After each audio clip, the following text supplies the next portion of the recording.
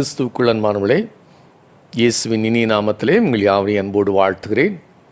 கடந்த காலங்கள் முழுவதும் ஆண்டவர் நம்மையும் நம்முடைய குடும்பங்களையும் பிள்ளைகளையும் திருச்சபை மக்களையும் பாதுகாத்து பராமரித்து வழிநடத்தி வந்திருக்கிறார்.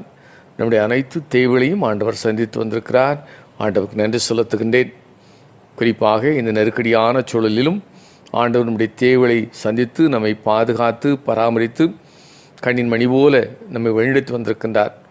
உலகத்தின் ஆழத்திலிருந்து ஆண்டவருக்கு நன்றி செலுத்துகின்றேன். வருகின்ற நாட்கள் நமக்கு மகிழ்வும் சந்தோஷத்தின் நாட்களாக காணப்பட ஆண்டவர் அருள் செய்வாராக. சிறப்பாக நம்முடைய ஆலயங்கள் எல்லாம் மீண்டும் திறக்கப்பட வேண்டும். எல்லா மக்களும் மகிழ்ச்சியோடு வந்து ஆண்டவருடைய சன்னதத்திலே ஆண்டவரை தொழுது கொள்கின்ற வாய்ப்பை ஆண்டவர் நமக்கு கொடுக்க வேண்டும்.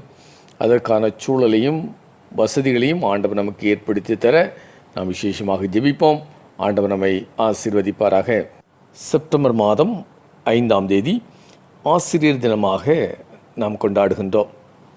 ஆசிரியராக இருந்து ஜனாதிபதியாக உயர்ந்த டாக்டர் ராதாகிருஷ்ணனுடைய பிறந்த நாளை நாம் ஆசிரியர் தினமாக கொண்டாடி கொண்டிருக்கின்றோம். நமக்கு கற்றுக் கொடுத்த எல்லா ஆசிரியர்களுக்காகவும் அவருடைய நல்வாழ்வுக்காகவும் ஆண்டவருக்கு நன்றி செலுத்தவும், விசேஷமாக ஆசிரியர் பணியிலே தங்களை ஈடுபடுத்தி கொண்டு இந்த சமுதாயத்தை மாற்றுகின்ற பணியிலே தங்களை அர்ப்பணித்திருக்கிற அருமையான ஆசிரியர்களுக்காக நாம் ஜெபிக்கவும் அழைக்கப்பட்டிருக்கிறோம். அதற்கு ஆதாரமாக இந்த நாளிலும் நாம் தியானிக்கும்படியாக திருமண்டலம் நமக்கு கொடுத்திருக்கின்ற தலைப்பு ஆசிரியர் பணியே அறப்பணி. ஆசிரியர் பணியே அறப்பணி என்கின்ற தலைப்பில் தியானிக்கும்படியாக நாம் அழைக்கப்பட்டிருக்கின்றோம். ரோமர் 12ஆம் அதிகாரம் 7ஆம் வசனம் 8ஆம் வசனத்தின் முன்பாகம், ஊழியம் செய்கிறவன் ஊழியத்திலும் போதிக்கிறவன் போதிக்கிறதிலும் புத்தி சொல்லுகிறவன் புத்தி சொல்லுவதும் தரித்திருக்க கடவன். ஆசிரியர் பணி என்பது மிகவும் சிறப்பான பணி.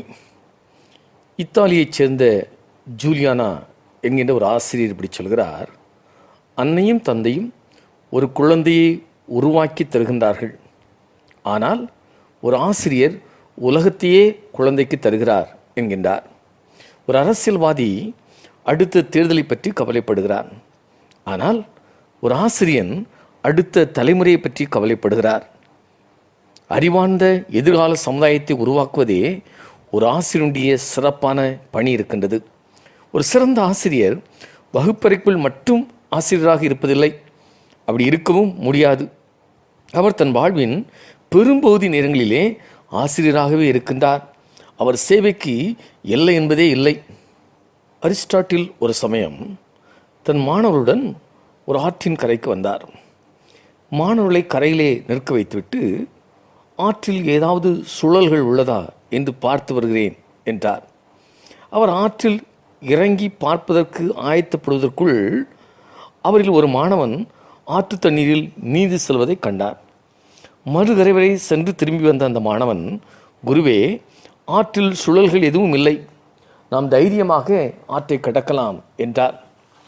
அப்பொழுது அரிஸ்டாட்டில், நீ அவசரப்பட்டு விட்டாயே, உன்னை ஆற்றில் சுழல் இழுத்து சென்றிருந்தால் என்னவாயிருப்பாய் என்று கேட்டார். அதற்கு அந்த மாணவன் இப்படி சொன்னான்: இந்த அலெக்சாண்டர் போனால் 1000 அலெக்சாண்டர்களை உங்களால் உருவாக்க முடியும், ஆனால் நீங்கள் ஒரு அரிதான ஆசிரியர், உங்களை இழந்தால் நாங்கள் பரிதவித்து போவோம் என்று சொன்னார். அந்த அளவிற்கு தன்னை காட்டிலும் தன் ஆசிரியர் தான் முக்கியம் என்று சொன்ன மாணவன் தான் பின்னாளிலே மகா அலெக்சாண்டர் என்று போற்றப்பட்டார். ஆசிரியர் பணியை செய்கின்ற ஒவ்வொருவரும் முக்கியமானவர்கள். ஏனென்றால் இந்த சமூக முன்னேற்றத்திற்காக தங்களை அவர்கள் அர்ப்பணிக்கிறார்கள். அநேக திறமைசாலிகளை அவர்கள் உருவாக்குகின்றார்கள். வெறும் கணிதமும் அறிவியலும் நமது குழந்தைகளின் வாழ்க்கையை நெறிப்படுத்தாது. நம்முடைய குழந்தைகளுடைய வாழ்க்கை அல்லது எதிர்காலம் சிறப்பாக இருக்க வேண்டுமென்றால் வெறும் கணிதமும் அறிவியலும் மட்டுமல்ல, நீதியையும் ஒழுக்கத்தையும் தன்னம்பிக்கையும் சகிப்புத்தன்மையும் கற்றுக் கொடுக்கின்றார்கள் நம்முடைய ஆசிரியர்கள். எதிர்கால சந்ததியை குறித்த கவனமும் அக்கறையும் ஒவ்வொரு ஆசிரியருக்கும் இருக்கின்றது. ஆகவே இந்த ஆசிரியர் தினம் கொண்டாடுகின்ற அன்பு ஆசிரியர்கள் ஒவ்வொருவரையும் நாங்கள் அன்போடு வாழ்த்துகின்றோம். திருச்சபையின் சார்பாக வாழ்த்துகின்றோம். தொடர்ந்து அவருடைய பணி சிறக்க ஆண்டவர் அருள் செய்வாராக. இறைவனின் கல்வி திட்டத்தை மூசார் என்கின்ற எபிரேய வார்த்தையில் அழைக்கின்றார்கள். இந்த வார்த்தைக்கு கற்பித்தல் அல்லது தவற்றை திருத்துதல் போன்ற பல பொருட்கள் உண்டு. கல்வி என்பது இருவரிடையே எழுகின்ற கருத்து பரிமாற்றமாகும். மீண்டும் சொல்கிறேன், கல்வி என்பது இரண்டு நபர்களிடையே எழுகின்ற கருத்துக்களை பரிமாற்றம் செய்வதுதான் கல்வி என்று சொல்கிறோம். இதிலே கற்றுக் கொடுக்கின்ற ஆசிரியருடைய பங்கு என்பது மிக மிக முக்கியமானது. அவருடைய பங்கு மிகவும் அதிகம். ஏனெனில் ஒரு ஆசிரியர் அறிவு புகட்டுகின்றார், தெளிவுபடுத்துகின்றார், அறிவுரை கூறுகின்றார், தண்டிக்கின்றார், பாராட்டுகின்றார், பரிசும் அளிக்கின்றார். தான் வகுத்த திட்டத்தை நிறைவேற்ற பின்பு பலனை எதிர்பார்த்து பொறுமையோடு காத்திருக்கிறவர் தான் ஒரு நல்ல ஆசிரியர். ஆகவே எப்படி ஒரு நல்ல ஆசிரியர் சிறப்பாக இருக்க வேண்டும் என்பதை குறித்து இறைவன் எப்படி நல்ல ஆசிரியராக இருந்து செயல்பட்டிருக்கிறார் என்பதன் வழியாக நாம் கற்றுக்கொள்ள அழைக்கப்பட்டிருக்கின்றோம். முதலாவதாக தம் மக்களுக்கு கல்வி புகட்டும் ஆண்டவர், அதாவது ஆண்டவர் எப்படி தன்னுடைய ஜனங்களுக்கு கல்வி புகட்டுகிறார் என்பதை நாம் கற்றுக்கொள்வோம். திருமறையின் அடிப்படையிலே ஆண்டவர் மட்டுமே அல்லது ஆண்டவரே முதன்மை ஆசிரியராக இருக்கின்றார். தனது சட்டத்திட்டங்கள் சோதனைகள் வழியாக ஒவ்வொரு மனிதனும் கீழ்ப்படிந்து நடக்க வேண்டும் என்று ஆண்டவர் விரும்புகின்றார். உலகின் ஆரம்பம் முதல் ஆண்டவர் தம் மக்களுக்கு கல்வி புகட்டி கொண்டே இருக்கின்றார். ஆதாம் ஏவாளை படைத்து ஏதேன் தோட்டத்திற்கு ஆண்டவர் கொண்டு வருகின்றார். அங்கு ஆண்டவர் நன்மைக்கும் தீமைக்கும் இடையே இருக்கின்ற வேறுபாட்டை அவர்களுக்கு கற்றுக் கொடுக்கின்றார். எது நல்லது எது தீயது என்பதை ஆண்டவர் தெளிவாக சொல்லிக் கொடுக்கின்றார். அதோடு நல்லதை செய்தால் வாழ்வு என்றும் தீயதை செய்தால் சாவு என்கின்ற எச்சரிப்பையும் அவர் கொடுக்கின்றார். நீங்கள் நல்லதையே தேர்ந்தெடுக்க வேண்டும் என்கின்ற அறிவுரையையும் ஆண்டவர் ஆதாம் ஏவாளுக்கு கொடுக்கின்றார். ஆதாம் ஏவாளுக்கு ஆண்டவர் ஒரு நல்ல ஆசிரியராக இருந்து கல்வி புகட்டுகின்றார். திருமறை இப்படி சொல்கிறது, மீகா 6ஆம் அதிகாரம் 8ஆம் வசனம் இப்படி சொல்கிறது, மனுஷனே நன்மை இன்னதென்று அவர் உனக்கு கற்றுத்தந்திருக்கிறார் என்று சொல்கின்றது. ஆகவே எது சரி எது தவறு என்பதை ஆண்டவர் நமக்கு கற்றுத்தருகின்றார். இஸ்ரவேல் மக்களின் வனாந்தர பயணத்தில் ஒரு தகப்பன் தன் பிள்ளைக்கு கல்வி புகட்டுவது போல ஆண்டவர் இஸ்ரவேல் மக்களுக்கு கல்வியை கற்றுக் கொடுக்கின்றார். உபாகமம் 8ஆம் அதிகாரம் 5ஆம் வசனம் இப்படி சொல்கிறது, ஒருவன் தன் புத்திரனை சிட்சிக்கிறது போல உன் தேவனாகிய கர்த்தர் உன்னை சிட்சிக்கிறார் என்று நீ உன் இதயத்தில் அறிந்து கொள்வாயாக என்று சொல்கிறது. புதிய மொழிபெயர்ப்பிலே மிக அழகாக போடப்பட்டிருக்கிறது, ஒருவன் தன் மகனுக்கு கற்றுக் கொடுப்பது போல உங்கள் கடவுளாகிய ஆண்டவர் உங்களுக்கு கற்றுக் கொடுத்தார் என்பதை உங்கள் உள்ளத்தில் உணர்வீர்களாக என்று சொல்லுகின்றார். 40 ஆண்டு காலமாக தமது மக்களுக்கு ஆண்டவர் கல்வி புகட்டி கொண்டே அவர்களை பயிற்றுவிக்கின்றார். உணவிலே தூய்மை, உடை உடுத்துவதிலே தூய்மை, சுற்றுச்சூழல் தூய்மை ஆகியவற்றை கற்றுக் கொடுக்கின்றார். பகிர்வில் கடைபிடிக்க வேண்டிய நடைமுறைகள் என்ன என்பதையும் ஆண்டவர் இஸ்ரவேல் மக்களுக்கு கற்றுக் கொடுக்கிற ஒரு ஆசிரியர் தன்னுடைய மாணவர்களுக்கு எப்படி தெளிவாக கற்றுக் கொடுப்பாரோ அதே போன்று ஆண்டவர் தன்னுடைய ஜனங்களுக்கு 40 ஆண்டு கால வனாந்தர பயணத்திலே கல்வி புகட்டி கொண்டே இருக்கின்றார். ஒரு குழந்தைக்கு முதல் ஆசிரியர்கள் என்றால் அவருடைய பெற்றோர்கள்தான். பெற்றோர்கள்தான் முதலில் தங்களுடைய பிள்ளைகளுக்கு கல்வி புகட்டுகின்றார்கள். அதே போன்று ஆண்டவர் தன்னுடைய மக்களுக்கு கல்வி புகட்டுகின்றார். அவருடைய கல்வி கற்றுக் கொடுப்பதிலே தாயின் அன்பை அவர் வெளிக்காட்டுகின்றார். ஓசியா 11ஆம் அதிகாரம் 3ஆம் 4ஆம் வசனம் இப்படி சொல்கிறது, புதிய மொழிபெயர்ப்பிலே, பரிவு என்னும் கட்டுகளால் அவளை பிணைத்து அன்பு கயிறுகளால் கட்டி நடத்தி வந்தேன். அவர்கள் கழுத்தின் மேல் இருந்த நுகத்தை அகற்றினேன். அவர்கள் பக்கமாய் சாய்ந்து உணவு ஊட்டினேன் என்று சொல்லுகின்றார். எப்படி ஒரு தாய் தன்னுடைய பிள்ளைக்கு பரிவோடும் அன்போடும் கல்வி கற்றுக் கொடுப்பாரோ அதே போன்றுதான் இங்கே ஆண்டவரும் கற்றுக் கொடுக்கின்றார். இவருடைய கல்வி புகட்டும் திட்டத்திலே பல முறைகளை ஆண்டவர் கையாளுகின்றார். எப்படி ஒரு ஆசிரியர் பல வழிகளில் அல்லது பல முறைகளில் தன்னுடைய மாணவர்களுக்கு கல்வி புகட்டுவாரோ அதே போன்று ஆண்டவரும் இஸ்ரவேல் மக்களுக்கு பல வழிகளிலே கல்வியை கற்றுக் கொடுக்கின்றார். அவருடைய வாழ்க்கை நெறி கல்வியை ஆண்டவர் கற்றுக் கொடுக்கின்றார். கல்வியுடைய குறிக்கோளே மெய் ஞானத்தை பெற்றுக்கொள்வது. தன்னுடைய ஜனங்கள் மெய் ஞானத்தை பெற்றுக்கொள்ள வேண்டும் என்பதற்காக பல வழிகளிலே ஆண்டவர் கற்றுக் கொடுக்கின்றார். ஆண்டவர் கற்றுக் கொடுக்கின்ற முறைகளில் ஒன்று தவற்றை திருத்துதல். இஸ்ரவேல் மக்கள் 40 ஆண்டுகால வனாந்தர பயணத்தில் ஆண்டவர்களுக்கு மன்னா என்கின்ற உணவை கொடுக்கின்றார். பொதுவாகவே உணவு கிடைக்கிறது என்றால், அதுவும் இலவசமாக கிடைக்கிறது என்றால் எவ்வளவு சேகரிக்க முடியுமோ அவ்வளவு சேகரிக்க வேண்டும் என்று எண்ணம் தோன்றும். ஆனால் ஆண்டவர் சொல்லுகின்றார், தேவைக்கு மட்டும் எடுத்துக்கொள்ளுங்கள், எவ்வளவு உங்களுக்கு தேவையோ அவ்வளவு மட்டும் எடுத்துக்கொண்டால் போதும் என்று சொல்லுகின்றார். பேராசை கொண்டு சேகரிக்க வேண்டாம் என்று அவர் கல்வி புகட்டுகின்றார். அதோடு மறுநாள் வைக்க வேண்டாம் என்றும் அவர் சொல்லுகின்றார். மறுநாள் வைத்து சுற்றுச்சூழலை மாசுபடுத்த வேண்டாம் என்றும் ஆண்டவர் கல்வி புகட்டுகின்றார். அதோடு தான் எப்படி எல்லாவற்றையும் மக்களுக்கு பகிர்ந்து கொடுக்கிறனோ அதே போல இஸ்ரவேல் மக்களும் தன்னுடைய ஜனங்களும் மற்றவர்களுக்கு பகிர்ந்து கொடுக்க வேண்டும். குறிப்பாக எளிய மக்களுக்கு பகிர்ந்து கொடுக்க வேண்டும் என்பதையும் ஆண்டவர் கற்றுக் கொடுக்கின்றார். ஆகவே ஆண்டவர் பல வழிகளிலே கற்றுக் கொடுக்கின்றார். அதோடு மட்டுமல்ல, ஆண்டவர் இஸ்ரவேல் மக்கள் மீது தான் வைத்திருக்கின்ற கரிசனையும் அன்பையும் வெளிப்படுத்துகின்றார். உபாகமம் 4ஆம் அதிகாரம் 36ஆம் வசனத்துடைய முன்பாக இப்படி சொல்கிறது, நீங்கள் கற்றுக்கொள்ளும்படி வானிலிருந்து தமது சத்தத்தை நீங்கள் கேட்குமாறு செய்தார் என்று சொல்லுகின்றார். தன்னுடைய மக்களுக்கு ஆண்டவர் கற்றுக் கொடுக்கின்றார். அவர் நல்ல ஒரு ஆசிரியராக விளங்குகின்றார். ஆண்டவர் தான் கற்றுக் கொடுப்பதை தன்னுடைய மக்கள் சரியாக கடைபிடிக்க வேண்டும் என்பதிலே கண்டிப்புடன் அவர் இருக்கின்றார். எப்படி ஒரு ஆசிரியர் தன்னுடைய மாணவன் மீது அன்பு கலந்த கண்டிப்பை வெளிப்படுத்துவாரோ அதே போன்று ஆண்டவரும் இஸ்ரவேல் மக்களுக்கு கற்றுக் கொடுக்கும் பொழுது அவர் கண்டிப்பை எதிர்பார்க்கின்றார். தன்னுடைய மக்கள் தன்னுடைய வார்த்தைக்கு செவிசாய்க்க மறுக்கும் பொழுது அவரை கண்டிப்புடன் திருத்த ஆண்டவர் முயற்சி செய்கின்றார். சில வேளையிலே தவற்றை சுட்டி காட்டி எடுத்துச் சொல்வதோடு நிறுத்திக் கொள்கின்றார். சில வேளையிலே அன்பு கலந்த கண்டிப்பை அவர் காட்டுகின்றார். ஆனால் பல வேளையிலே எத்தனை முறை ஆண்டவர் எச்சரித்தாலும் எடுத்து சொன்னாலும் கற்றுக் கொடுத்தாலும் கேட்காத மந்த மாணவர்களாகவே இஸ்ரவேல் மக்கள் இருக்கின்றார்கள். எரேமியா தீர்க்கதரிசி அதை இப்படி சொல்லுகின்றார். எரேமியா 5ஆம் அதிகாரம் 3ஆம் வசனம் இப்படி சொல்கிறது, கர்த்தாவே, உம்முடைய கண்கள் சத்தியத்தை அல்லவோ நோக்குகிறது. அவர்களை அடிக்கிறீர், ஆனாலும் அவர்களுக்கு நோகாது. அவர்களை நிர்மூலமாக்குகிறீர், ஆனாலும் புத்தியை ஏற்றுக்கொள்ள மாட்டோம் என்கிறார்கள். தங்கள் முகங்களை கண்மலையை பார்க்கிலும் கெட்டியாக்கி திரும்ப மாட்டோம் என்கிறார்கள். எத்தனை முறை தவறை சுட்டி காட்டினாலும், அது ஆண்டவர் எச்சரித்தாலும் தண்டித்தாலும் அவருடைய புத்திமதியை ஏற்றுக்கொள்ளாமல் தங்கள் முகங்களை பாறை போன்று கடினமாக்கி கெட்டியாக்கி கொள்கின்றார்கள் என்று சொல்லுகின்றார். ஆனாலும் ஆண்டவருடைய கல்வி பணியானது தொடர்ந்து நடந்து கொண்டே இருக்கின்றது.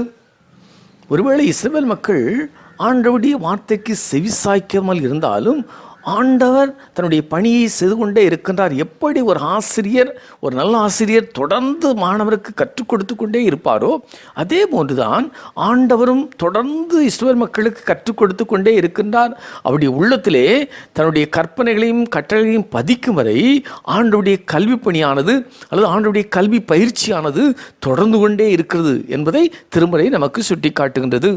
இரண்டாவதாக, கல்வி புகட்டுவதிலே இயேசு கிறிஸ்து நல்லாசிரியராக இருக்கின்றார்.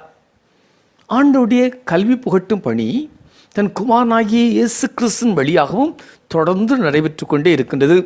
இயேசு கிறிஸ்து தன்னுடைய பாடசாலையின் மாணவர்களாக சாதாரண மக்களை தேர்ந்தெடுக்கின்றார். ஒருவேளை இன்றைய உலகச் சூழலிலே ஒரு பாடசாலைக்கு மாணவனை சேர்ப்பதற்கு என்ட்ரன்ஸ் எக்ஸாம் எழுத வேண்டும். அதிலே அதிக மதிப்பெண்கள் பெற்றால்தான் அந்த பாடசாலையிலே அவன் கல்வி கற்க முடியும். ஆனால் ஆண்டவர் தன்னுடைய பாடசாலையிலே மாணவர்களாக சாதாரண எளிய மக்களை அவர் தேர்ந்தெடுக்கின்றார். இயேசு கிறிஸ்து மட்டும் தேர்வு வைத்து ஒரு சீடரை எழுத்துடைய மாணவனை தேர்ந்தெடுக்க வேண்டும் என்றால் ஒருவர் கூட தேறியிருக்க மாட்டார்கள். அவர் எப்படிப்பட்ட மாணவர்களை இயேசு தேர்ந்தெடுக்கின்றார்? சிறப்பான பேச்சு திறமை உள்ளவர்களையோ அல்லது சிறந்த அறிவுத்திறன் படைத்தவர்களையோ அல்லது அறிஞர்களையோ ஆண்டவர் அழைக்கவில்லை. யூத சமயத்தோடு சரியான தொடர்பில்லாத கலிலேயா பகுதியில் வசிக்கின்ற சாதாரண மக்களை ஆண்டவர் தன்னுடைய மாணவர்களாக ஏற்றுக்கொள்ளுகின்றார்.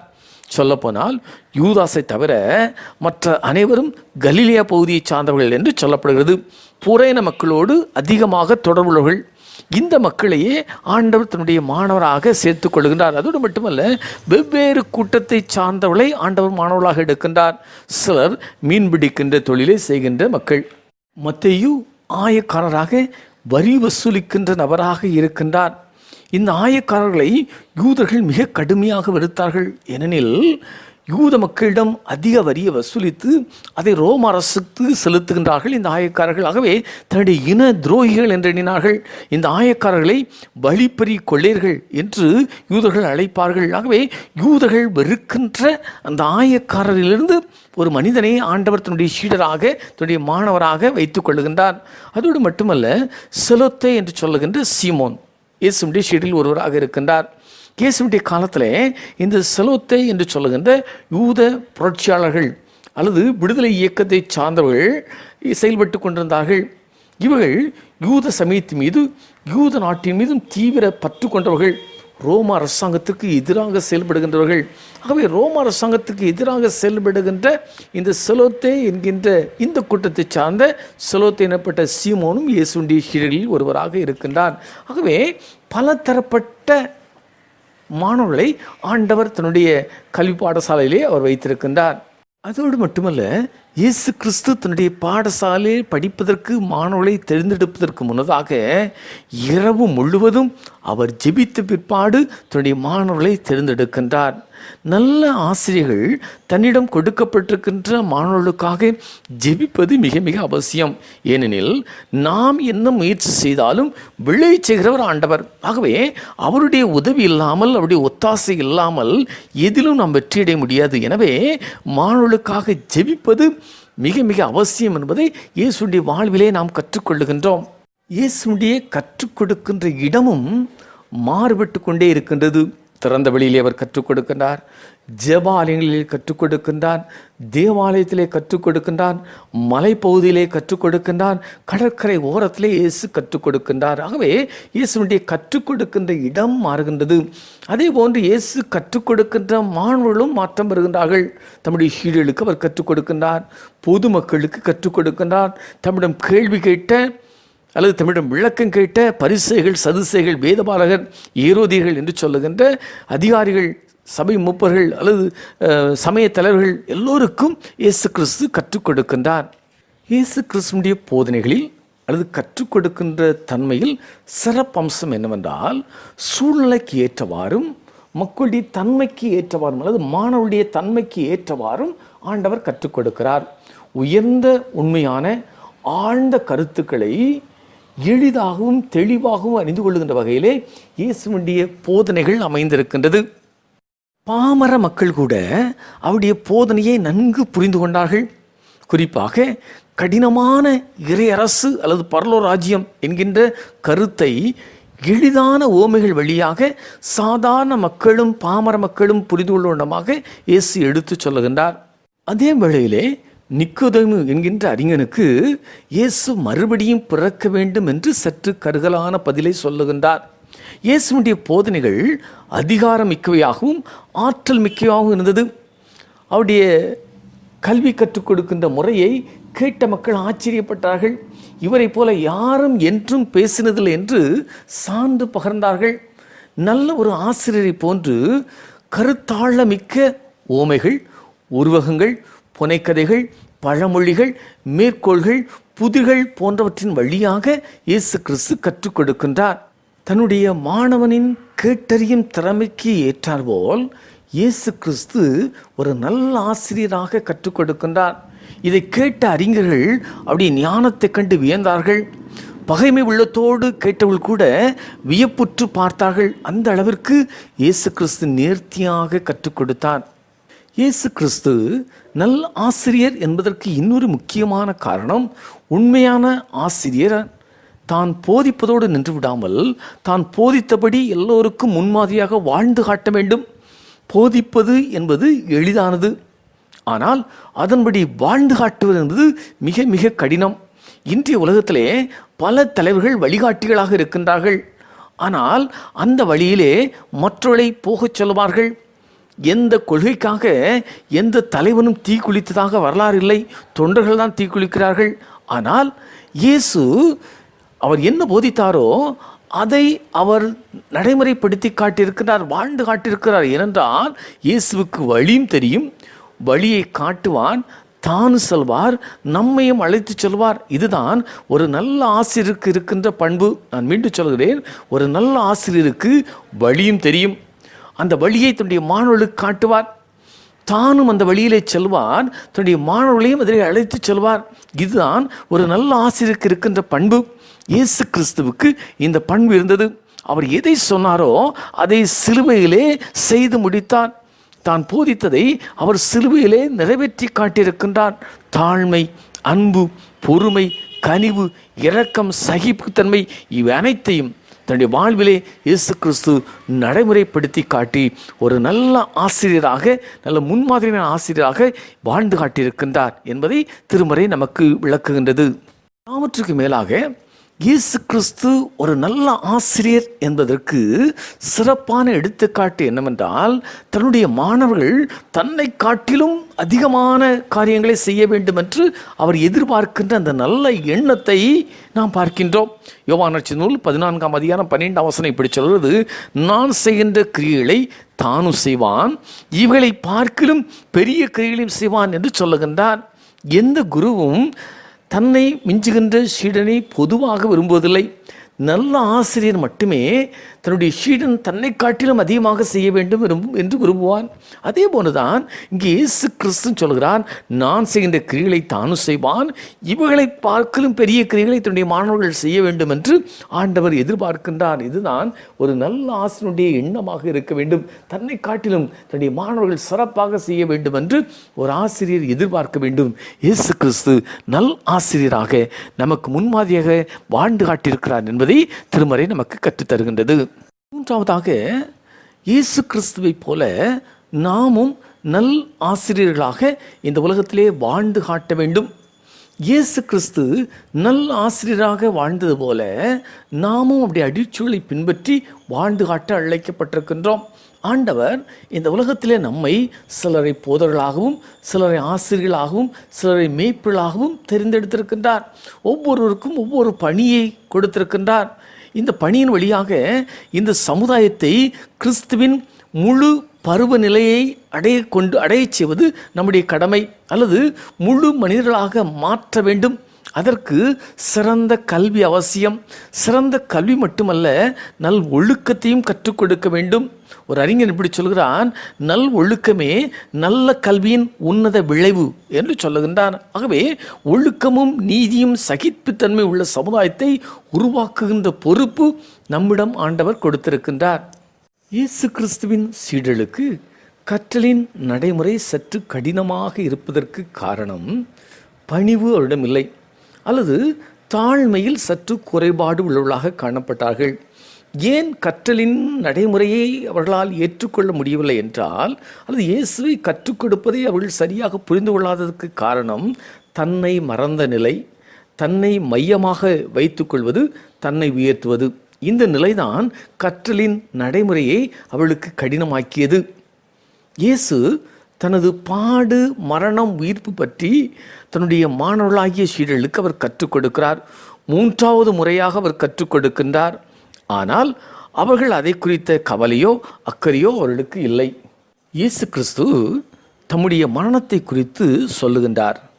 அவருடைய மாணவர்களாகிய சீடர்களோ தங்களுக்குள் எவன் பெரியவன் என்று தர்க்கம் செய்து கொண்டிருக்கிறார்கள். அவளுடைய எண்ணமெல்லாம் இறை அரசு என்கின்ற ஆண்டோடைய ராஜ்யத்தில் தங்களுக்கு என்ன பதவி கிடைக்கும் என்பதிலே குறியாக இருந்தார்கள். இதிலே 2 சீடர்கள் ஒருபடி மேலே போய் சிபாரிசுக்கு தங்கள் தாயாரையே அழைத்து வந்து விட்டார்கள். ஆண்டோடைய வலது பக்கத்திலும் இடது பக்கத்திலும் தனது மகன்களுக்கு இடம் கொடுக்க வேண்டும் என்று அவர்கள் கேட்கிறார்கள். இந்த தாயின் வேண்டுகோளை கேட்ட மற்ற சீருடைய மனநிலை எப்படி இருந்தது என்பதை திருமறை பதிவு செய்திருக்கிறது.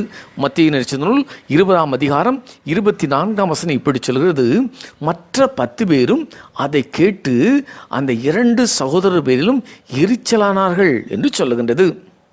இப்படி போட்டியும் பொறாமையும் சுயநலமும் பதவி மோகமும் கொண்ட சீடர்களைத்தான், மாணவர்களைத்தான் பிற்காலத்திலே திருச்சபையை கட்டி எழுப்புகின்ற மாபெரும் சிற்பிகளாக ஆண்டவர் மாற்றுகின்றார். நல் ஆசிரியர் தன்னுடைய மாணவர்களை எப்படி சிறப்பாக மாற்றுகிறார் என்பதை இயேசுவின் வழியிலே வாழ்விலே நாம் கற்றுக்கொள்ள முடியும். அவர்களுக்கு அவர் கற்றுக் கொடுத்து கொண்டே இருக்கின்றார். மத்தேயு நற்செய்தி 20ஆம் அதிகாரம் 26ஆம் 27ஆம் வசனம் இப்படி சொல்கிறது, உங்களுக்குள் அப்படி இருக்கலாகாது. உங்களில் எவனாகிலும் பெரியவனாய் இருக்க விரும்பினால் அவன் உங்களுக்கு பணிவிடைக்காரனாய் இருக்க கடவன். உங்களில் எவனாகிலும் முதன்மையாய் இருக்க விரும்பினால் அவன் உங்களுக்கு ஊழியக்காரனாய் இருக்க கடவன் என்கின்றார். தான் தன்னுடைய மாணவர்களுக்கு கற்றுக் கொடுத்த தாழ்மை, பணிவு என்பதை இயேசு கிறிஸ்து தன்னுடைய வாழ்விலே நடைமுறைப்படுத்தி காட்டுகின்றார். சீடர்களின் கால்களை கழுவி துடைப்பதன் வழியாக தாழ்மையை அவர் கற்றுக் கொடுக்கின்றார். அதோடு மட்டுமல்ல, யோவான் நற்செய்தி 13ஆம் அதிகாரம் 14ஆம் வசனம் இப்படி சொல்கிறது, ஆண்டவரும் போதகருமாகிய நானே உங்கள் கால்களை கழுவினதுண்டானால் நீங்களும் ஒருவருடைய கால்களை ஒருவர் கழுவ கடவீர்கள் என்று சொல்லுகின்றார். நான் உங்களுக்கு செய்தது போல நீங்களும் செய்யும்படி உங்களுக்கு மாதிரியை காண்பித்தேன் என்று சொல்லுகின்றார். இயேசு கிறிஸ்து நமக்கு நல் மாதிரியை விட்டு சென்றிருக்கின்றார். நல் ஆசிரியராக நமக்கு முன் சென்று கொண்டிருக்கின்றார். அவருடைய அடிச்சுவலை பின்பற்றி நாமும் இந்த சமுதாயத்திற்கு சேவை செய்ய அழைக்கப்பட்டிருக்கின்றோம். இந்த சமுதாயத்திற்கு அரசு கல்வியை கொண்டு செல்வதற்கு முன்னதாக நம்முடைய திருமண்டலம் கிராமங்கள் தோறும் கல்வியை கொண்டு சென்றிருக்கிறது. ஆதி மிஷனரிகளின் தியாகத்தினாலும் பல ஆசிரியர்களின் உழைப்பினாலும் அல்லது ஆசிரியர் சபை ஊழியருடைய தியாகத்தினாலும் உழைப்பினாலும் இன்று ஆலமரம் போல் நாம் வளர்ந்திருக்கின்றோம். எத்தனையோ ஆசிரியர்களும் ஊழியர்களும் இரவு பகலாக உழைத்திருக்கிறார்கள். அவருடைய தன்னலமற்ற சேவைதான் இன்று நாகரிகத்திலும் பொருளாதாரத்திலும் வாழ்க்கை தரத்திலும் நாம் முன்னேற்றம் பெற்றிருக்கின்றோம். டாக்டர் ராதாகிருஷ்ணன் இப்படி சொல்கிறார், நாட்டின் எதிர்காலம் வகுப்பறையில் நிர்ணயிக்கப்படுகிறது என்று சொல்லுகின்றார். இன்று நாம் வாழ்க்கையிலே முன்னேற்றம் அடைந்திருக்கிறோம் என்றால் நல் ஆசிரியர்களுடைய சேவை நம்மை உயர்த்தி இருக்கின்றது. ஆனால் இன்றைய நமது நிலைமை கவலைக்குரியதாகவே இருக்கின்றது. நமது பாடசாலைகள் எல்லாம் தரம் குறைந்து தேய்ந்து போய் கொண்டிருக்கிறது. சேவை மனப்பான்மை ஆசிரியரிடம் குறைந்து கொண்டே போகின்றது. சுயநலமும் பேராசையும் ஊழலும் அநீதியும் மேலோங்கி இருக்கின்றது. இந்த நிலை மாற்றப்பட வேண்டும். நாம் எல்லோரும் நல்ல ஆசிரியர்களாக செயலாற்ற வேண்டும். ஆண்டவர் நம்மை இந்த சமுதாயத்தை மாற்றுகின்ற பொறுப்பை நம்முடைய கரத்திலே தந்திருக்கின்றார். இறை அரசை உருவாக்குகின்ற பணிக்காக ஆண்டவர் நம்மை அழைத்திருக்கின்றார். கிறிஸ்துவிலே பூரண புருஷர்களாக மாற்றுகின்ற பொறுப்பை ஆண்டவர் நம்முடைய கரத்திலே தந்திருக்கின்றார். ஆகவே இயேசு காட்டிய நல் மாதிரியை பின்பற்றி அவரை போல நாமும் வாழ அழைக்கப்பட்டிருக்கின்றோம். ஆகவே ஆண்டவரின் இறையரசை கட்டுகின்ற பணியிலே நம்மை முழுவதுமாக அர்ப்பணிப்போம். இயேசு கிறிஸ்து எப்படி தொடர்ந்து தன்னுடைய மாணவர்களுக்கு கற்றுக் கொடுத்தாரோ அதே போன்று தொடர்ந்து இந்த சமுதாயத்தை மாற்றுகின்ற பொறுப்பிலே, இந்த சமுதாயத்தை இறையரசாக மாற்றுகின்ற பணியிலே நம்மை முழுவதுமாக அர்ப்பணிப்போம். நல்ல ஆசிரியராக செயலாற்றுவோம். ஆண்டவர் நம்மையும் நம்முடைய குடும்பங்களையும் ஆசீர்வதிப்பாராக. ஆமென்.